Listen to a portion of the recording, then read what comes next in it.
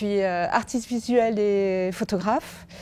Et dans mon travail, je fais des tentatives d'exploration, enfin plutôt j'explore. Et je fais des tentatives de traduction de ces explorations. Mon histoire avec le Liban a commencé dans l'enfance. Je suis arrivée au Liban, j'avais quelques mois et j'y suis toujours. Quand j'ai photographié Beyrouth en 1992, juste à la sortie de la guerre, évidemment mon travail à l'époque était un travail en argentique. Et puis je suis passée au numérique.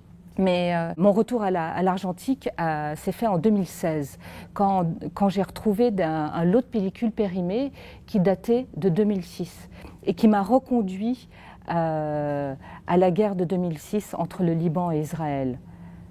Et je suis retournée à la frontière entre le Liban et le territoire voisin, pour observer une frontière qui était une frontière infranchissable. Et c'est là où j'ai commencé à travailler avec de la pellicule périmée. Quand on commence à travailler avec des pellicules périmées, on ne sait absolument pas ce qu'on va trouver.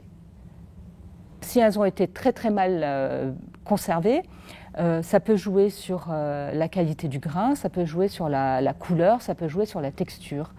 Et cette fragilité, enfin, ces accidents, en fait, je les prends complètement en considération, ne sachant pas ce qu'ils vont être, mais je les prends complètement en considération dans mon travail. Et on va bien voir dans les 9 photos qui sont exposées à la Biennale, certaines sont quasiment normales, et puis d'autres ont des couleurs complètement incroyables et qui donnent vraiment une fragilité à l'image.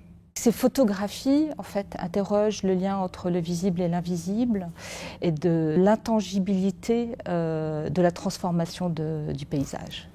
Donc j'observe un territoire qui est à la fois politique et poétique et j'essaye de traduire ça.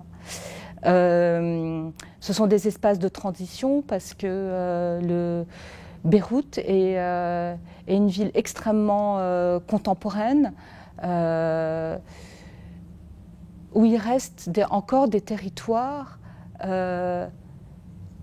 d'une très grande fragilité qui sont dans un espace d'entre-deux. Et voilà, c'est essentiellement ce que j'observe dans la photographie de l'exposition.